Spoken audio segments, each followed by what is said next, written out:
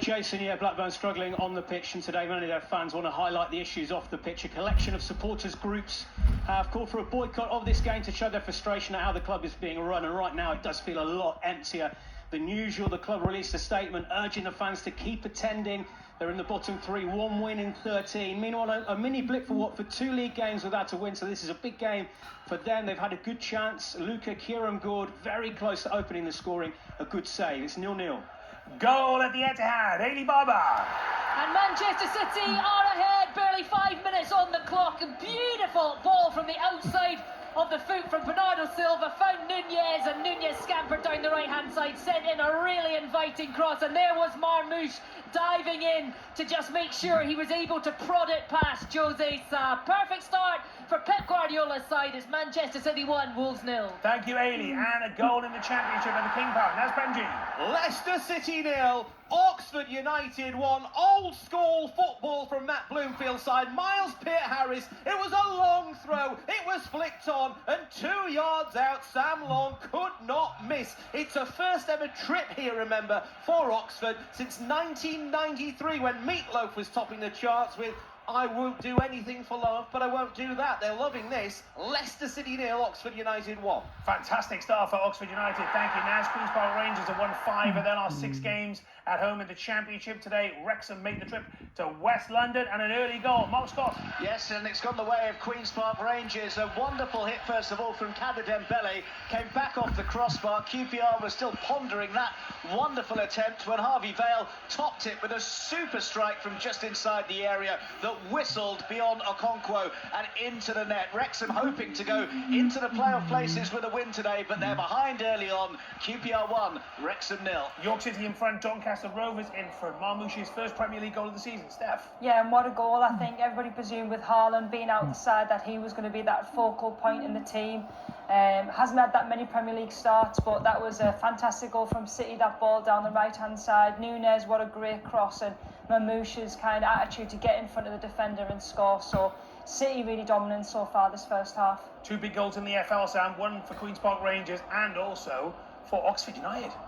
Yeah, I mean, that's a game that Leicester have to win. I think it's been a very indifferent season for them, and Oxford obviously changed manager in recent weeks with Gary Rowett vacating. Matt Bloomfield, I think, still looking for his first win. They won a couple under the interim manager, so that would be a colossal first win for them, and much needed because Oxford are very much in that relegation dogfight. Indeed they are. MK Dons 1-0 up against Shrewsbury Town. Callum Patterson with a goal. Bayer Leverkusen 1-0 up against Werder Bremen, and Ryan Graydon has put Salford 1-0 up against Bristol Rovers in League 2. We'll go there very shortly. Now, to those reports this week that Barry Bannon could be playing his final game for Sheffield Wednesday against Bristol City. He's been linked with that move, as Sam was saying, to Millwall. What are you hearing? Charlotte Richardson, good afternoon.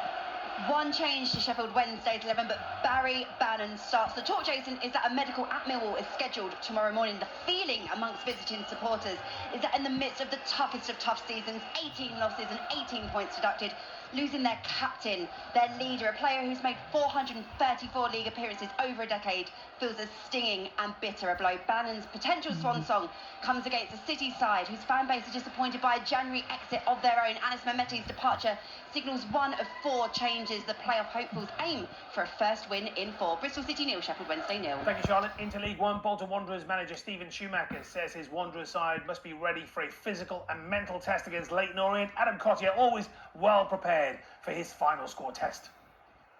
I don't think that's always the case, Jason. It has, though, been a testing time for Bolton's fans over the past few years. They've been out of the top 2 tiers of English football now since 2019, and their latest promotion bid in this division is faltering after 1 win in 6 and then 9 points away from the automatic spots as well. Leyton Orient lost the League 1 playoff final last May. They're 3 points above the relegation places, but they do have the division's leading scorer in Dom Ballard.